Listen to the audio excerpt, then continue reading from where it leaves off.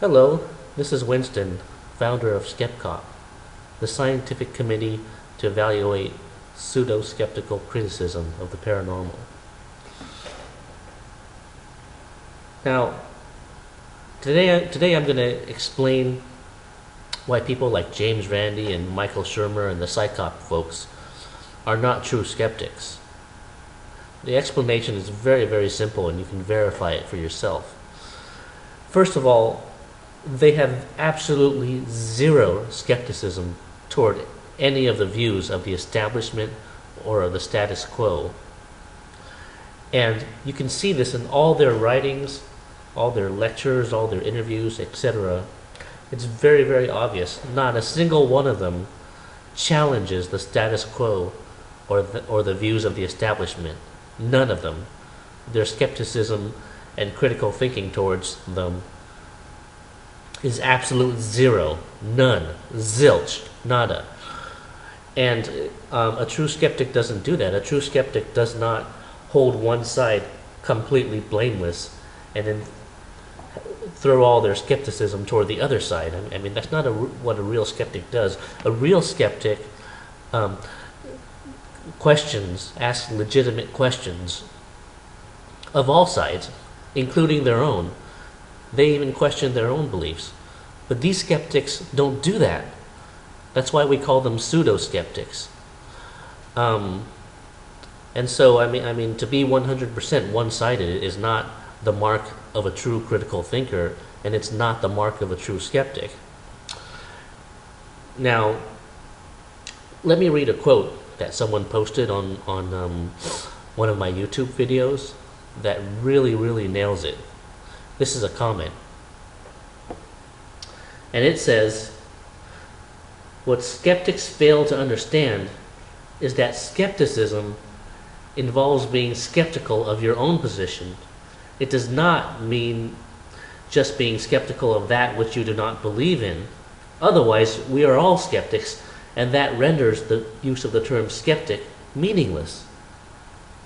A true skeptic casts skepticism on their own position as well. Since the Randi crowd do not employ skepticism in this respect, then they are fairly termed pseudo-skeptics and demean the term skepticism." And that nails it right there. I mean, if you're only skeptical of what you don't believe in, then what makes you different than anyone else out there? I mean, everyone is skeptical of what they don't believe in. Everyone is. Even the most average person in the world is skeptical of what they don't believe in. So what makes Randi and Shermer different than any average person? Essentially only one thing. They are establishment defenders or authority worshippers. They hold anything from the establishment to be blameless. They're always defending that side. Whereas the average person does not do that religiously. The average person, simply has mainstream views and a mainstream lifestyle. I mean, so that's really the only difference, between them and anyone else. They hold authority to be blameless, essentially, and have zero criticism toward them. They always defend whatever the establishment says, even if there's no evidence for it, even if it's baseless, even if the facts contradict what the establishment says, they still defend it. This is not about truth or about facts. It's about protecting the establishment. Whatever their motivations are, that's essentially what they do. You can see it in their writings, publications, interviews. They're always taking that position. And so it doesn't matter if someone says, "Oh, I'm a true skeptic, I'm a critical thinker." Anyone can say that. But the actions are what determine a person's motivations.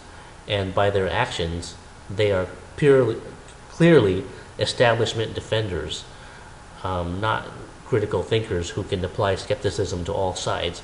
That they are not, for sure. And it's all in their actions. Basically, everything they do is governed by two simple rules. Okay? The first rule is that any idea that challenges the status quo, establishment view, or materialistic paradigm is to be ridiculed and discredited. That's the first rule that governs them. The second rule is believe anything the establishment tells you with unquestioning faith and zero skepticism. Critical thinking is only to be used at anything that challenges the status quo, never at the status quo itself. Those are two consistent rules that they always follow. So how can you be a critical thinker if you take on faith with if you take on unquestioning faith everything the establishment says with no skepticism, and you believe it like a religion, like it's gospel truth to you, with no doubt, with no analysis? You just take everything on faith that they say.